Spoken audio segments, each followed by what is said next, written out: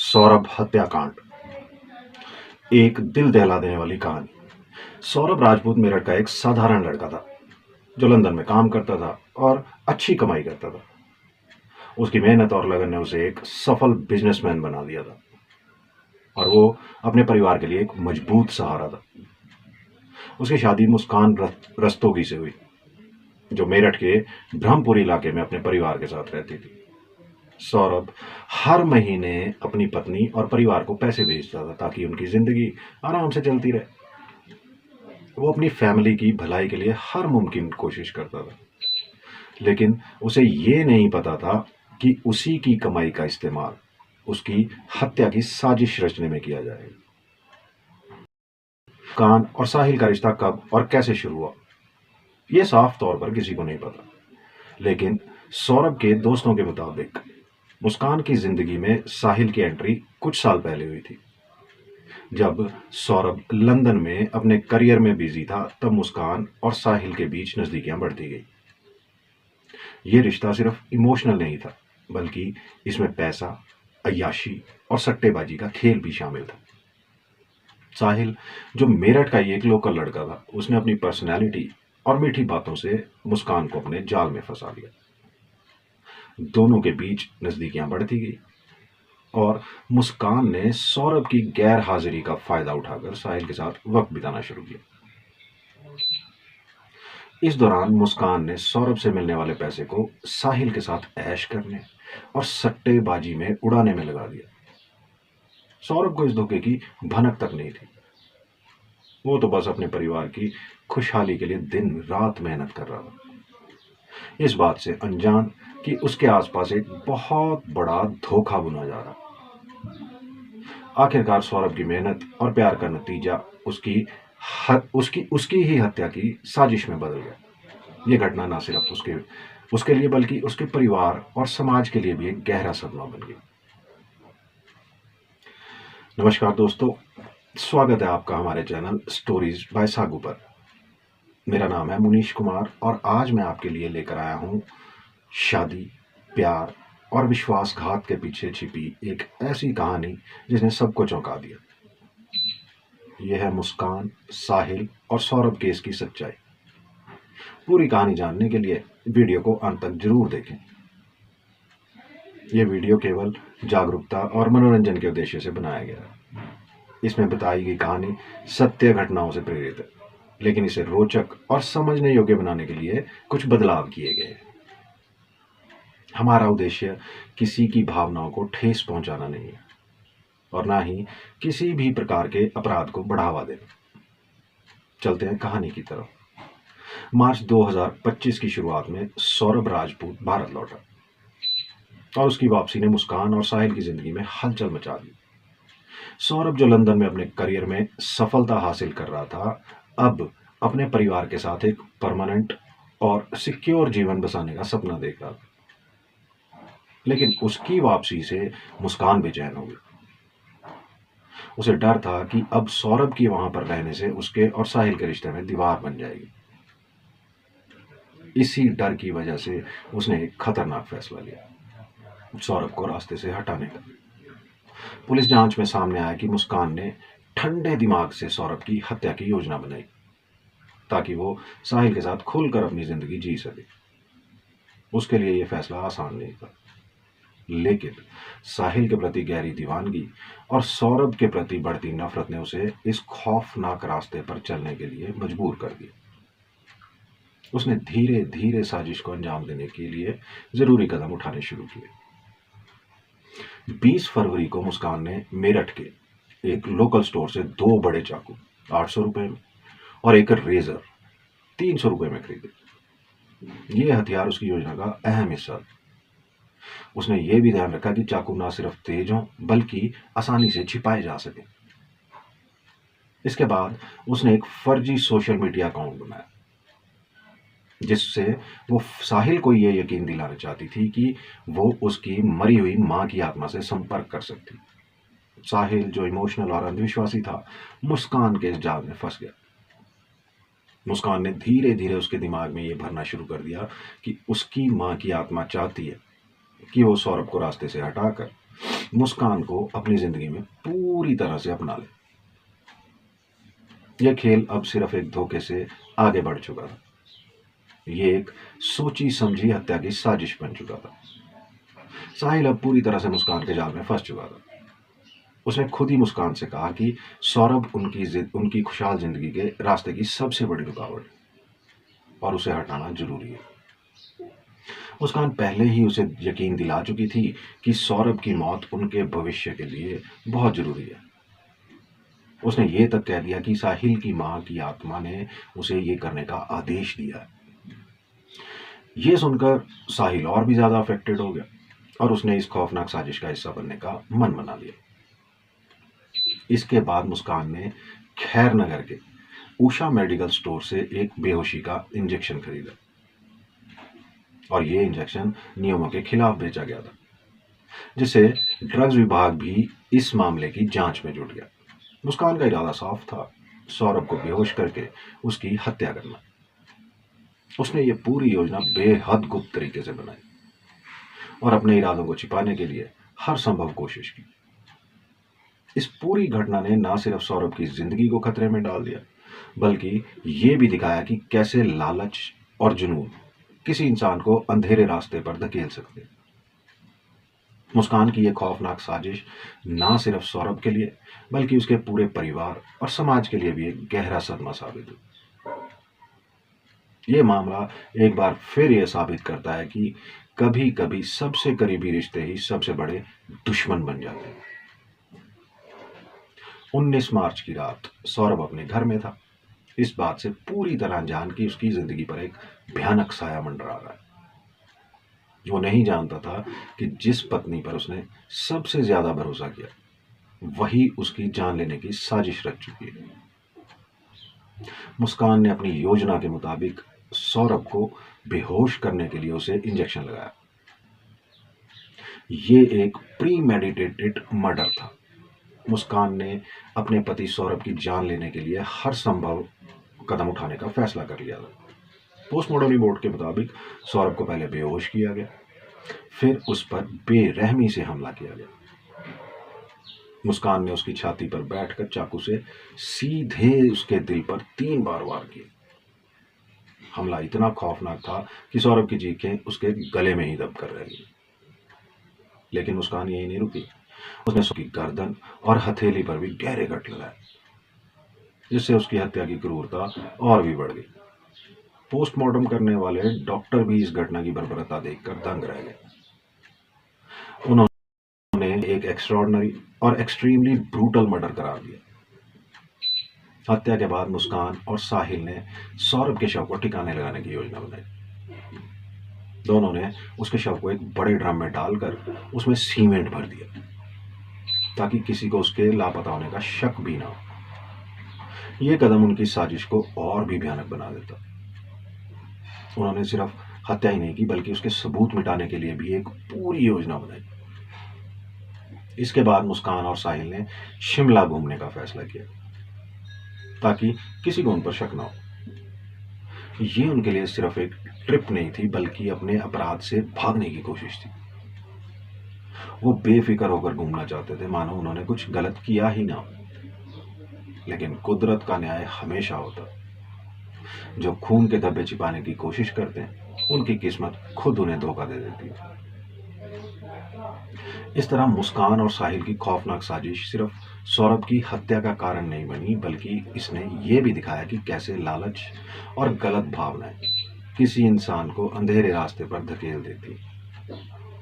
ये घटना न केवल सौरभ के परिवार के लिए बल्कि पूरे समाज के लिए गहरा सदमा थी। इसने रिश्तों की पवित्रता को और भरोसे पर गंभीर सवाल खड़े कर दिए। क्या अपनों पर भरोसा करना अब भी सुरक्षित है? लेकिन हर अपराधी एक गलती जरूर करता और यही उसकी सबसे बड़ी हार होती है। गलती नंबर 1, मुस्कान और साहिल ने सोचा था कि शरीर को ड्रम में डालकर और सीमेंट से भरकर वो सबूत मिटा देंगे। लेकिन कुछ ही दिनों बाद पड़ोसियों को ड्रम से तेज बदबू आने लगी। बदबू इतनी ज्यादा थी कि लोगों ने पुलिस को इसकी सूचना दे दी। यही वो गलती थी जिसने उनकी पूरी साजिश को उजागर कर दिया। पुलिस जब मौके पर पहुंची तो उसने ड्रम को खोलने का फैसला किया। जैसे ही ड्रम का ढक्कन हटा, पुलिस के होश उड़ गए। उसमें सौरभ का शव था। ये खबर आग की तरह फैल गई और पूरे इलाके में सनसनी मच गई। शुरुआती जांच में ही शक की सुई मुस्कान और साहिल की ओर घूम गई। पुलिस ने तुरंत दोनों को हिरासत में लिया और कड़ाई से पूछताछ शुरू कर दी। मुस्कान, जो अब तक अपने इरादों को छिपाने की कोशिश कर रही थी, आखिरकार पुलिस के सामने टूट गई। उसने कबूल कर लिया कि उसने ही सौरभ को बेहोश किया और फिर चाकू से उसकी बेरहमी से हत्या कर दी। उसने ही सौरभ के शव को ड्रम में डालकर सीमेंट से भरा ताकि कोई उसे ढूंढ ना सके। उसने ही साहिल को इस जुर्म में शामिल किया और उसे सौरभ को मारने के लिए तैयार किया। पुलिस के लिए यह केस अब पूरी तरह साफ हो चुका था, लेकिन यह केवल शुरुआत थी। जांच के दौरान पुलिस को और चौंकाने वाले खुलासे मिले। सबसे बड़ा खुलासा यह था कि सौरभ के बैंक अकाउंट से 6 लाख रुपए निकाले गए थे। ये रकम मुस्कान और साहिल ने अपनी अय्याशी और सट्टेबाजी में उड़ा दी। अब यह साफ हो गया कि यह सिर्फ नहीं थी, बल्कि इसके पीछे लालच और पैसों का खेल भी था। लेकिन सबसे बड़ा रहस्य अभी बाकी था। हत्या से 2 घंटे पहले सौरभ के साथ एक रहस्यमयी शख्स को देखा गया था। पुलिस को सीसीटीवी फुटेज से कुछ सुराग मिले, लेकिन उस व्यक्ति की पहचान अब तक नहीं हो पाई थी। वो कौन था? क्या वो इस साजिश का तीसरा किरदार था? क्या उसने सौरभ को आखिरी बार मिलने के लिए बुलाया था? ये सवाल अब पुलिस के लिए एक नई चुनौती बन चुके थे। इस गुत्थी को सुलझाने के लिए जांच और गहरी की गई।